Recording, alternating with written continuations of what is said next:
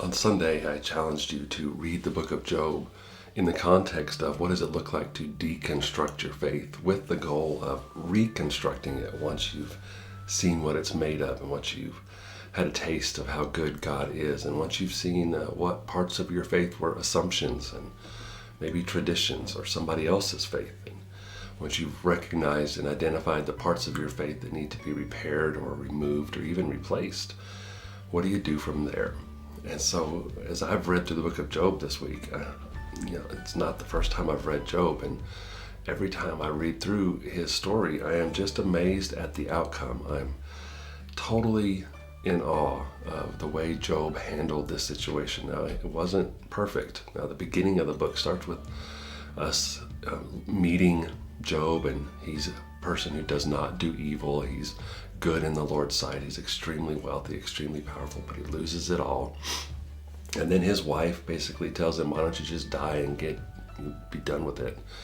And then his friends come, and man, they are very helpful for the first week. But once they opened their mouths, they just made things worse. And from that point on, Job begins to question God. He begins to deconstruct his faith, and God is right there with him. God is with him through every step.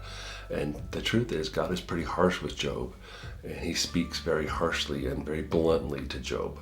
And at the end, Job has a response. Job has this aha moment. Job has this epiphany where he realizes who God is, who Job is, and how he must respond.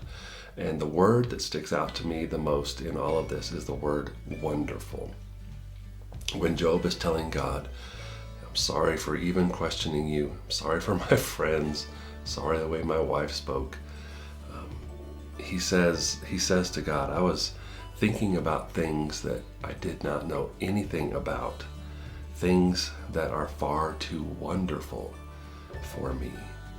I want us to just think about that for a second, because this is a man who lost his 10 children, lost his entire financial portfolio, lost the support of his wife, lost his health, and ultimately had to deconstruct his faith because he lost everything he thought was so dear to him. And his conclusion was, you know what? Those things were wonderful, but even more wonderful is this relationship I have with God, and the things that God has brought or allowed into my life, the loss of my family, the loss of my wealth, the loss of the support of my wife, the loss of my health. All of those things ultimately add up to wonderful. I don't know if you can look back on your life and see the tragedies, see the pain, see the missteps, see the hurt, see those things add up to wonderful like Job can. But I think it's something to remember that when things aren't going our way, when we're in a season of loss and tragedy, when we're in a season where we are really questioning God, to be looking for the wonderful, to be looking for what God is going to do to make it good, because this is what God does. He makes things right. The beginning of the book starts with God and Satan talking to each other, and God saying, have you even looked at my boy Job? He is amazing. And Satan says, yeah, he's never been tested. And God says, okay, we'll test him. He's going to pass the test. Watch what happens. And sure enough, some years later, Job passes the test. His faith is restored, and he is able to say, everything that God has brought into my life or allowed into my life, it might have been terrible, it might have been painful, it might have hurt more than anything else, but in the end, it's all wonderful because God was with me every step of the way.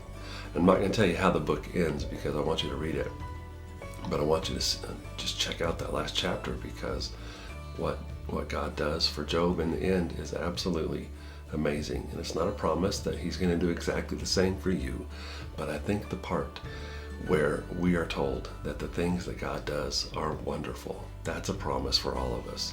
And it's something you can bank on, that sooner or later, God's going to make things good for you. So hang tough, keep fighting, keep deconstructing, keep repairing those broken places, and keep looking to God, because he's right there